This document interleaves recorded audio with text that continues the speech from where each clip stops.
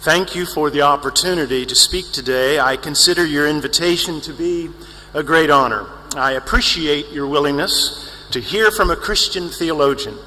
The friendships that have developed through our conversations are relationships that I will always treasure. My topic concerns understanding Genesis 1 and 2 from an old earth perspective. Let me begin by defining old earth creationism. Old earth creationism is the view that the God of the Bible created the universe, which science demonstrates to be billions of years old. There are times in natural history in which God's activity is detectable, particularly in the creation of humanity through an original couple. So, I've talked about old earth creationism. I'm going to present old earth creationism from a Christian perspective and give an interpretation of Genesis 1 and 2. The Bible presents God as one who is on mission. This mission begins in Genesis 1, where God inaugurates the universe to be his temple. In Genesis 2, God assigns humanity the task of joining in his mission.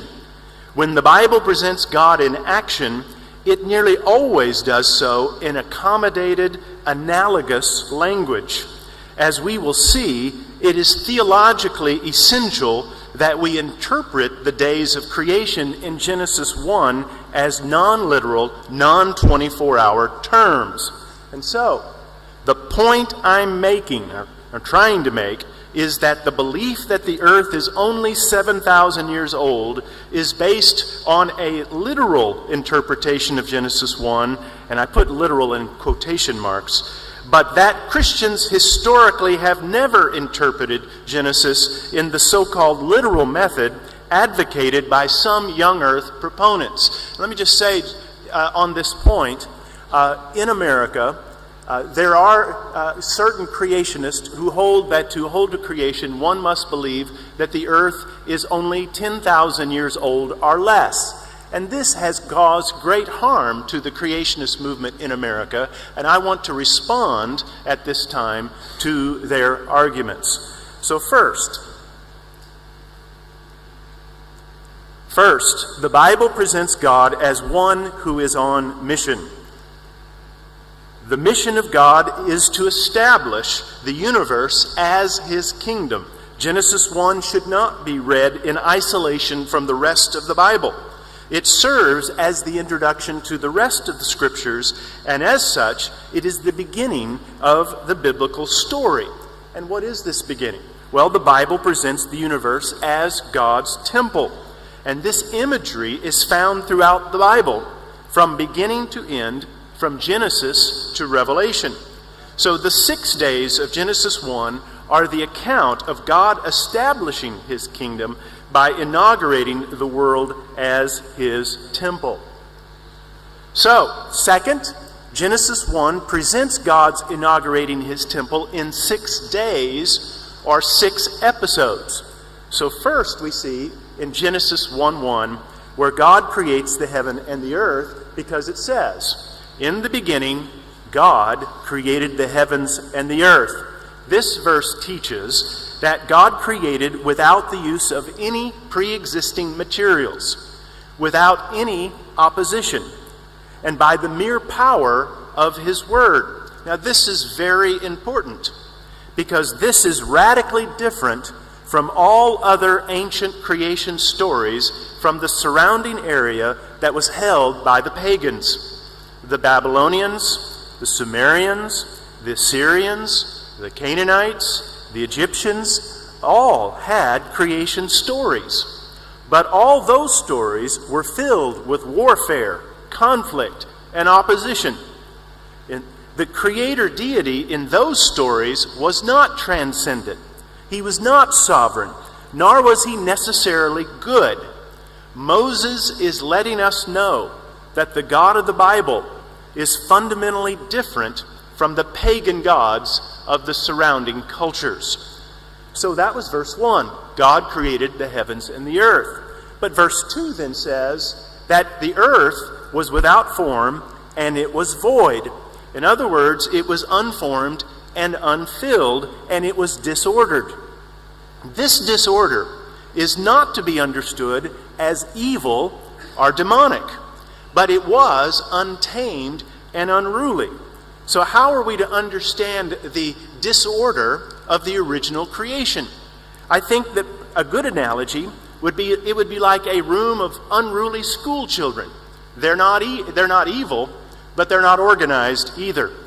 So the notions of unformed and unfilled provide the theological framework for the next 28 verses about the 6 days of creation. And so that's the third thing that we see.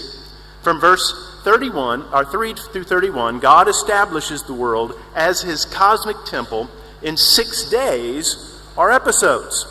First, God forms and fills that which he has created. In the first 3 days, God forms the world. In the last 3 days, God fills the world. Days 1, 2, and 3, God forms the water, the sky, and the land. In days 4, 5, and 6, God fills the water, sky, and land. And then he establishes order over that which he has created, because it says, and God separated. This separation process, God separates and divides the day from the night, the waters and the land, the fish from the fowl. God advances his kingdom by establishing order. And then the next thing Moses presents to us is that God establishes his sovereignty over that which he has created. Because it would then say, and then God called. Now, by calling or naming, he named a created item, God gave it a function and established his authority over it. When he calls the light day, and then he calls the darkness night, God is establishing his divine authority. This process of naming is the establishing of God's kingdom and temple. We will see this again in Genesis 2, where God calls upon Adam to name the animals. And by Adam naming the animals, Adam is establishing his authority, or humanity's authority, over the animals of the earth. Next, we see where the Bible presents God's actions in exalted prose, in a highly sophisticated presentation. So Moses is going to use the repetition of certain phrases to emphasize the power, majesty, and wisdom of God as he works. The emphasis is on God's sovereign actions and thoughts using keywords and expressions. Moses uses these phrases over and over in order to make a point. The fourfold formula is announcement, commandment, report, and then evaluation. First, we have the announcement. Each day begins with, and God said. These brief statements by God then drive the narrative. And then the second is the commandment, let there be, or an equivalent. For God to speak is for God to act, and his actions are irresistible. Then there's the report that we read, and it would say, and so God made, or its equivalent. Everything, Moses is teaching us, exists by God's express will, purpose, and word. And then there would be the evaluation is the fourth thing. And God saw that it was good. Because creation satisfies God's purposes, it has value. Along with God's evaluation came his blessing. So, the Bible distinguishes between God's creative episodes by calling them days. Now soon I will discuss theological reasons for understanding the days non-literally. Let me briefly list some exegetical reasons for viewing the 7 days as something other than 24-hour periods. First, the day yom, or day, is used in at least 3 different ways in Genesis 1 and 2. In chapter 1 and verse 5, God calls the light day, referring to daytime. In chapter 2 and verse 4, Moses uses the expression in the day, referring to an indefinite period of time. And in the third, at the end of each of the 7 creative periods, the word is used again, and often it does mean 24-hour periods, but not always. And then the second reason is because of the ordination of the sun and the moon on the fourth day. And this is verses 14 through 19 of chapter 1. They were not given the task of determining days, hours, weeks, and months until the fourth episode or the fourth day. This requires that at least the first 3 days are not literal 24-hour days. And then the third thing we see is the refrain that's repeated evening and morning. It does not refer to 24 hours. The refrain does not even refer to daytime. Rather, the refrain refers to nighttime. Here we have accommodated imagery of God resting, and I'll explain this further, in the evening after working all day. As I will explain further, this imagery lets us know that we should not interpret this literally. And then the fourth thing is the seventh day has not ended. According to John's Gospel, chapter 5 and verse 17, and Hebrews chapter 4, verses 3 through 11, God is presently enjoying his Sabbath rest. This means that the seventh day has lasted for thousands of years, and therefore cannot refer to a literal 24-hour day. And then humanity is the crowning feature of creation in verses 26 and 27 of chapter 1. On the sixth day, God does something truly unique. He makes beings that can reflect God's nature. The text says, man and women are created in God's image. It says, let us make man in our image after our likeness. Man and women are given authority. Let them have dominion, is what the text says. Humanity is given the task of managing God's creation on earth. And then man and woman are given a mandate where God says to them, be fruitful and multiply. Adam and Eve were commissioned to expand the Garden of Eden so that the blessings of God's kingdom would extend to the entire world. The commission is made even more explicit in Genesis chapter 2. That brings up my third point, and where I want to focus my talk for the remainder of my time. And I am paying attention to the time that I have allotted. The third point, we must interpret the days of Genesis 1 non-literally.